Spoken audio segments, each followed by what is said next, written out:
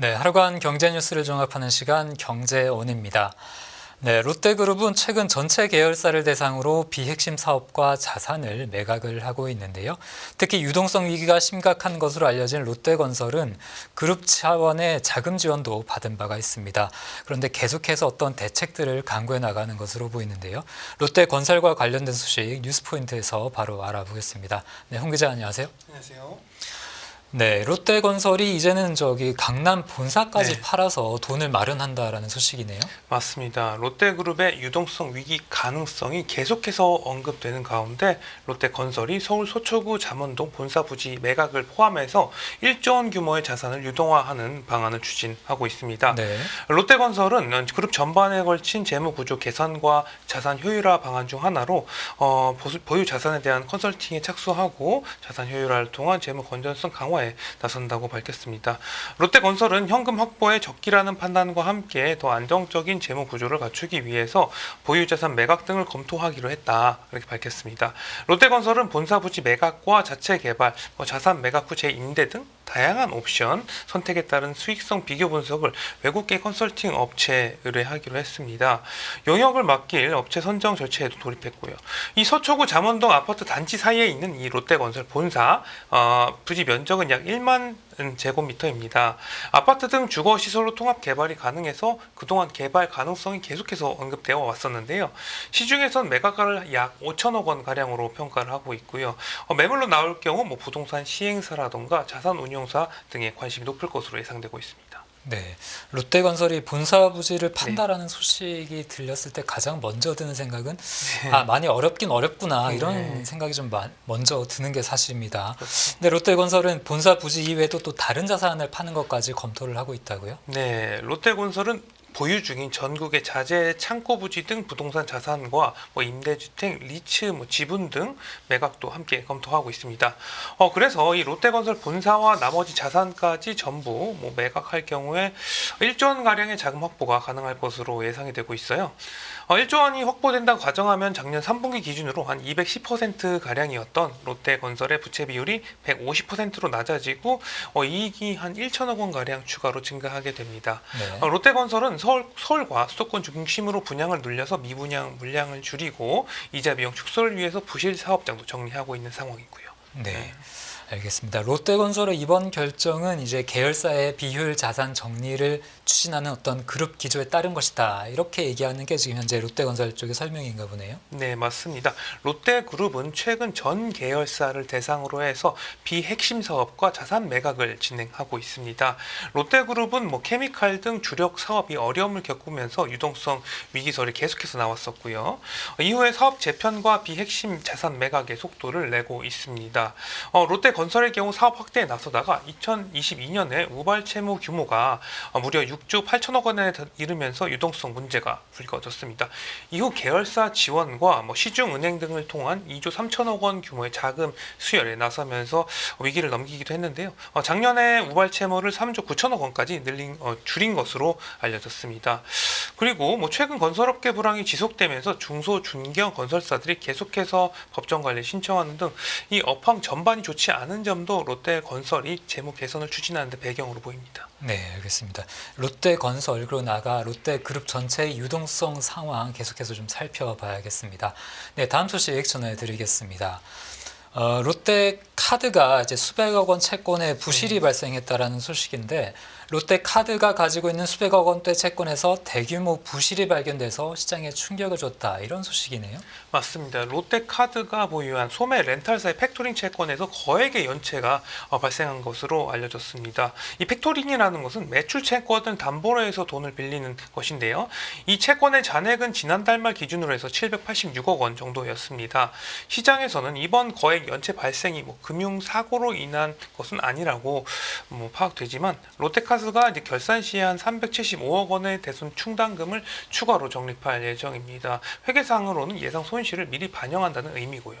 네, 이 팩토링 채권이라는 게 좀 생소하신 분도 있을 텐데, 그러니까 이 기업이 고객사로부터 받아야 되는 그 채권을 받지 못한 그 일종의 외상을 담보로 새롭게 이제 금융사로부터 돈을 빌리는 겁니다. 좀 말만 들어도 좀 위험해 보이는 그런 구조이긴 한데요. 롯데카드가 이런 팩토리 채권 손실로 인해서 재무적인 영향은 좀 어떻게 받고 있습니까?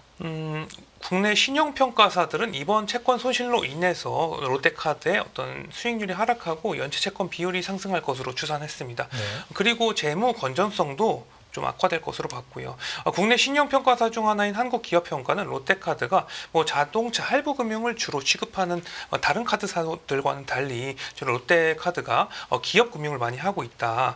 이 팩토링 채권 잔액은 한 6,300억 원 가량이라고 분석하기도 했습니다. 네. 롯데카드가 연체 규모 등을 감안하면은 재무 부담 자체는 감내 가능한 수준이지만 비우호적인 업황하에 이제 수익성과 재무 건전성 하방 압력이 지속될 것으로 전망했고요. 신용도 관리 부담도 증가할 것으로 봤습니다. 또 나이스 신용평가는 신용도에 즉각적으로 미치는 영향은 제한적이긴 하지만 이 부실 여신에 대한 손실 인식과 재무 건전성 저하는 불가피하다 이렇게 진단하기도 했고요. 네, 롯데카드의 부실 채권 소식 전해드렸고요. 마지막으로 엔비디아 실적이 나왔는데 관련된 소식 전해드리겠습니다.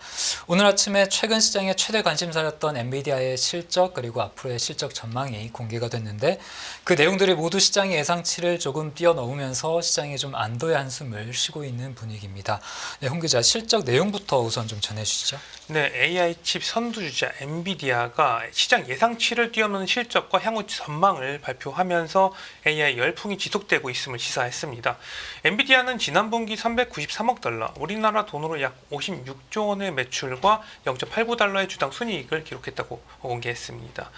매출은 전년 동기 대비 78% 급증했고 순이익은 220억 달러로 1년 전에 비해 80%나 증가해서 호실적을 나타냈고요.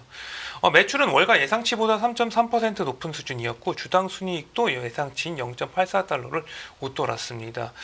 이어 엔비디아는 이번 분기 매출이 처음으로 400달러를 넘어서 430억 달러를 안팎에 이를 것으로 예상했는데요. 이 또한 시장 예상치와 비교해서는 3%가량 높은 수치라고 볼 수가 있겠습니다. 네, 엔비디아의 매출과 순이익이 각각 80% 내외로 증가했다라는 그런 소식인데 이렇게 호실적을 거둔 이유는 뭐로 좀 분석이 되고 있습니까? 네, 현재 엔비디아 같은 경우는 전 세계 AI 칩의 80%를 점유하고 있습니다. 그런데도 AI 칩에 대한 수요가 계속해서 이어지는 것으로 진단했어요. 매출 대부분을 차지하는 데이터 센터 AI 칩의 매출은 1년 전 대비 93%나 증가한 356억 달러에 이르렀고요. 이는 시장 예상보다 5% 이상 많은 수준이었습니다. 이 엔비디아의 젠슨 왕 CEO는 엔비디아가 작년 말부터 생산에 들어간 새로운 AI 칩 블랙웰에 대한 수요가 놀랍다 이렇게 이야기했습니다. 네. 거기다가 엔비디아는 예상 매출도 상당히 높게 예상을 했는데요. 이 때문에 AI 수요가 꾸준하게 이어지고 있음을 알 수가 있고요. 엔비디아는 블랙웰이 지난 3개월간 110억 달러의 매출을 기록했다면서 이는 속도와 규모 면에서 우리 제품 중 최고다 이렇게 이야기를 했고요. 이 공급을 확대하기 위해서 노력하고 있다고 또 밝혔습니다. 젠슨 왕 CEO는 우리는 이제 막 AI 시대의 시작점에 와 있다면서 멀티모달 AI, 엔터프라이즈 AI 그리고 물리적 AI가 곧 우리 앞에 다가오고 있다 이렇게 강조하기도 했고요. 또 블랙웰의 업그레이드 버전인 블랙웰 울트라를 올해 하반기에 출시할 것이라고 공개하기도 했습니다. 그리고 반면에 이 3D 게임 그래픽 프로세서를 만든 게임 비즈니스 부분 매출 같은 경우는 25억 달러인데 이게 시장 예상치인 30억 달러에는 미치지는 못했습니다. 또 엔비디아의 성장 카테고리 중 하나인 자동차와 로봇용 칩 부문 매출은 5억 7천만 달러로 집계가 됐는데요. 젠슨 CEO는 언젠가 전 세계 도로에 10억대의 자동차가 달릴 것이라면서 그 모든 차량이 로봇 자동차가 될 것이라고 내다보기도 했습니다. 네. 네, 일단 들어보면은 데이터 센터의 AI 그러니까 블랙웰에 대한 네. 수요가 굉장히 급증한 게 좀 첫 그렇죠. 번째 원인으로 그렇게 좀 볼 수가 있겠습니다. 네네. 하지만 엔비디아의 중국 매출은 다소 좀 둔화되는 모습을 보였다는 소식이 있고 또 특히 젠슨 왕 CEO가 중국의 딥시크에 대한 언급을 또 했다고 했는데 관련 내용도 좀 전해주시죠. 네. 엔비디아는 지난 분기 중국 매출이 직전 분기와 비슷한 수준이긴 했지만 무역 규제가 시행되기 전과 비교하면 절반 수준으로 줄어들었다 이렇게 밝혔습니다. 또 젠슨 왕 CEO는 실적 발표에서 중국 AI 스타트업에 대해서도 언급하기도 했는데요. 그는 딥시크의 추론 모델 R1을 뛰어난 혁신이라고 했는데 AI 추론 모델은 훨씬 더 많은 컴퓨팅이 필요하기 때문에 엔비디아의 희소식이라고 있다고 또 강조했습니다. 젠슨 CEO는 R1은 전 세계적인 열광을 불러일으켰다면서 추론 모델은 100배 많은 컴퓨팅이 필요하고 또 미래 추론 모델은 이보다 훨씬 더 많은 컴퓨팅이 필요하다고 강조하기도 했습니다. 이어서 엔비디아의 최신 블랙을 칩이 추론을 위해 맞춤 제작됐다면서 이 칩에 대한 수요는 놀라우며 우리는 또 2025년에 강력하게 성장할 것이라고 강조하기도 했습니다. 네. 이 딥시크가 엔비디아의 어떤 거대한 대항마가 될 것이다. 이런 시장의 예상들이 많았는데 젠슨왕은 딥시크가 엔비디아의 어떤 경쟁 상대라기보다는 미래의 잠재적인 고객이 될 것이다. 이런 메시지를 좀 내놨습니다. 그만큼 어떤 딥시크의 독립적인 성장 가능성은 조금은 좀 낮게 평가하는 그런 전략적인 발언으로도 볼 수가 있겠는데요. 엔비디아 실적 소식 전해드렸고 마지막 소식 전해드리겠습니다. 글로벌 가상화폐 다시 찬바람 분다라는 소식인데요. 가상화폐의 시총이 총 1,200조 원이 증발했습니다. 최근에 가상화폐 가격이 급락하는 모습을 보이고 있는데 관련된 내용 전해주시죠. 네, 도널드 트럼프 미국 대통령의 대선 승리 이후에 랠리를 펼쳐왔던 이 가상화폐 시장이 빠르게 얼어붙으면서 이달 들어서만 시가총액 1,200조 원 가량이 증발한 것으로 나타났습니다. 이달 1일 3조 6천억 달러, 우리나라 돈으로 약 5,200조 원에 달했던 전체 가상화폐 시총 규모가 최근 가격 급락 여파에 한때 3,900조 원대까지 떨어졌습니다. 그러니까 4,000조 원대 아래로 떨어진 것이죠. 이달 들어서만 고점 당시 시총의 24%가량인 약 1,200조 원이 줄어든 것입니다. 시총 1위인 비트코인 가격 같은 경우는 9만 달러가 붕괴되어서 현재는 8만 5천 달러 선에 거래가 되고 있고요. 최근 30일간 비트코인 시총은 16%가량 줄었고 이더리움은 25%, 기타 알트코인 같은 경우는 29%가량 감소를 했는데 그만큼 코인 가격이 떨어졌다 이런 의미로 볼 수가 있겠습니다. 네, 이 가상화폐 시장이 트럼프 대통령이 당선됐을 때만 해도 어떤 친가상화폐 정책에 대한 기대 때문에 잔뜩 좀 크게 올랐었는데 최근 이렇게 좀 가격이 급락하는 이유는 뭔가요?